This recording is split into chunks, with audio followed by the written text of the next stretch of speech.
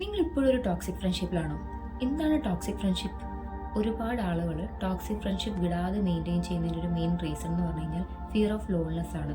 അതായത് ജീവിതത്തിൽ ഞാൻ ഒറ്റയ്ക്കായി പോവോ എന്നുള്ളൊരു പേടി കൊണ്ട് അവർ ആ ഫ്രണ്ട്ഷിപ്പിൽ തന്നെ സ്റ്റക്കായിരിക്കും. ഈ ഫ്രണ്ടിനോട് നമുക്കൊരു ഇമോഷണൽ കണക്ഷൻ ഉണ്ടാവും. അതായത് ഈ ടോക്സിക് എക്സ്പീരിയൻസ് ചെയ്യുന്ന ഫ്രണ്ടിനോട് നമുക്കൊരു ഇമോഷണൽ അറ്റാച്ച്മെൻറ്റ് ഉണ്ടാവും.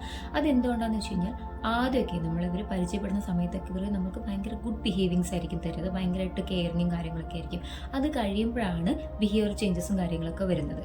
അപ്പോൾ ആ സമയത്ത് നമ്മൾ എക്സ്പീരിയൻസ് ചെയ്യുന്ന കാര്യം എന്ന് പറഞ്ഞാൽ ഒരു ദിവസം നമ്മൾ ഭയങ്കരമായിട്ട് കെയർ ചെയ്യും, അടുത്ത ദിവസം നമ്മൾ ഫുള്ളി ഇഗ്നോർ ചെയ്യും. ഒരു അൺപ്രഡിക്റ്റബിൾ ആയിട്ടുള്ള ബിഹേവിയേഴ്സ് ആയിരിക്കും ഇവർ എപ്പോഴും ഷോ ചെയ്യുന്നുണ്ട്. ഈ ബിഹേവിയർ നമ്മുടെ ബ്രെയിനിനെ കൺഫ്യൂഷൻ ഉണ്ടാക്കും. അതായത് ഇതിന് ഇന്റർമിറ്റന്റ് റീഇൻഫോഴ്സ്മെന്റ് എന്നാണ് പറയുന്നത്.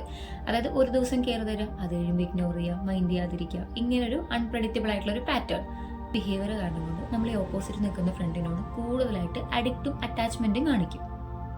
അതായത് ഇവരുടെ കൂടെ നിൽക്കുന്ന സമയത്ത് നമ്മൾ എക്സ്പീരിയൻസ് ഒന്നും പെർമനന്റ് അല്ല, ഫുള്ളി ടെമ്പററി ആയിരിക്കും. ഇങ്ങനെ ബിഹേവിയേഴ്സ് ഉള്ള ഫ്രണ്ട്സിൻ്റെ അടുത്ത് നമ്മൾ മൂവ് ഓൺ ആയി പോകാന്ന് പറഞ്ഞു കഴിഞ്ഞാൽ അതൊരിക്കലും സെൽഫിഷ് അല്ല, സെൽഫ് റെസ്പെക്റ്റ് ആണ്. ബിക്കോസ് ഒരു റിയൽ ഫ്രണ്ട് എന്ന് പറഞ്ഞു കഴിഞ്ഞാൽ നമുക്ക് കംഫർട്ടാ തരിക, ഒരിക്കലും കൺഫ്യൂഷൻ അല്ല തരിക. ഇങ്ങനെയുള്ള ഫ്രണ്ട്ഷിപ്പ് നമ്മുടെ മെന്റൽ ഹെൽത്തിന് നല്ലതല്ല എന്ന് അറിഞ്ഞാൽ പോലും നമ്മൾ ഈ ഫ്രണ്ട്ഷിപ്പിൽ തന്നെയായിരിക്കും സ്റ്റെക്കായി നിൽക്കുന്നത്. അതെന്തുകൊണ്ടാന്ന് വെച്ച് കഴിഞ്ഞാൽ പ്രീവിയസ് ഉള്ള മെമ്മറി നമ്മുടെ മൈൻഡിൽ സേവ് ചെയ്ത് വെച്ചിരിക്കുന്നതുകൊണ്ടാണ്. അത് പ്രസന്റ് നടക്കുന്ന കാര്യങ്ങൾ ഫുള്ളി ഇഗ്നോർ ചെയ്യും.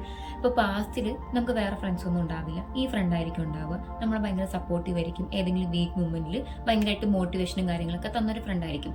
സോ ഇപ്പോൾ ഇവരുടെ ചേഞ്ചസ് നമ്മൾ കൺസിഡർ ചെയ്യാതെ അന്ന് എനിക്ക് ഇത്രയും ഹെൽപ്പ് ചെയ്തല്ലേ, അപ്പോൾ ഇപ്പോൾ ചേഞ്ച് ആയപ്പോലും ഞാനല്ലേ ഇത് അഡ്ജസ്റ്റ് ചെയ്യേണ്ടതെന്നുള്ളൊരു തോട്ട് കാരണം കൊണ്ട് നമ്മൾ ഈ ഫ്രണ്ട്ഷിപ്പിൽ തന്നെ സ്റ്റെക്കായി നിൽക്കും. എന്ന് പറയുന്നത് എപ്പോഴും ഒരേ ബിഹേവിയേഴ്സ് ആയിരിക്കില്ല ഷോ ചെയ്യുന്നത്.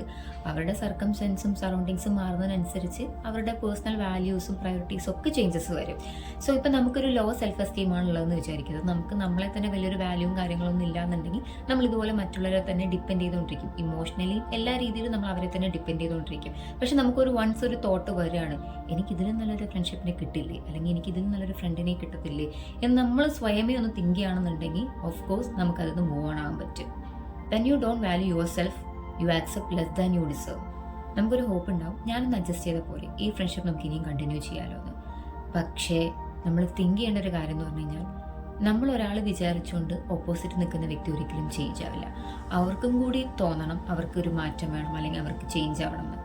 ഈ ടോക്സിക് ഫ്രണ്ട്ഷിപ്പ് എന്നത് നമ്മുടെ സെൽഫ് റെസ്പെക്റ്റോ അല്ലെങ്കിൽ സെൽഫ് കോൺഫിഡൻസ് മാത്രം കുറയ്ക്കുന്നൊന്നുമല്ല. നമുക്ക് ആൻസൈറ്റി കൂടും, ഫിയർ കൂടും, അതേപോലെ തന്നെ മെൻ്റൽ ഹെൽത്ത് ഭയങ്കരമായിട്ട് ഡൗൺ ആവും. ഇവരുടെ ഒരു കോള് വരുമ്പോൾ തന്നെ നമുക്ക് ഭയങ്കര ഫിയർ ആയിരിക്കും, എന്തായിരിക്കും പറയാമെന്ന് ഉള്ളൊരു ക്യൂരിയോസിറ്റി ഭയങ്കരമായിട്ടുണ്ടാവും. ഒരു ബെറ്റർ റിമെമ്പർ എന്താണെന്ന് വെച്ച് കഴിഞ്ഞാൽ, ഒറ്റയ്ക്കായി പോകാന്ന് പറഞ്ഞാൽ ഭയങ്കര പെയിൻഫുള്ളാണ്. പക്ഷേ ഒരു റെസ്പെക്റ്റും കിട്ടാതെ ഒരാളുടെ അടുത്ത് നിൽക്കുക എന്ന് പറഞ്ഞു കഴിഞ്ഞാൽ അത് അതിലും പെയിൻഫുള്ളാണ്. ഷിപ്പ് എന്ന് പറയുമ്പോൾ നമ്മളൊരു കംഫർട്ട് സോണിലായിരിക്കണ്ടേ, നമുക്കെല്ലാം പറയാൻ അല്ലെങ്കിൽ എല്ലാം ഓപ്പൺ അപ്പ് ചെയ്യാൻ കിട്ടുന്നൊരു സ്പേസ് അല്ലേ. അവിടെ നമ്മൾ പേടിച്ച് അല്ലെങ്കിൽ കൺഫ്യൂഷനോടെ നിൽക്കേണ്ട ആവശ്യമില്ലല്ലോ. സോ ഈ വീഡിയോ നിങ്ങൾക്ക് ഇഷ്ടപ്പെട്ടെങ്കിൽ ലൈക്ക് ചെയ്ത് സപ്പോർട്ട് ചെയ്യുക. കൂടുതൽ സൈക്കോളജി റിലേറ്റഡ് വീഡിയോസിനായിട്ട് ചാനൽ ഒന്ന് സബ്സ്ക്രൈബ് ചെയ്ത് സപ്പോർട്ട് ചെയ്യണേ. Thank you.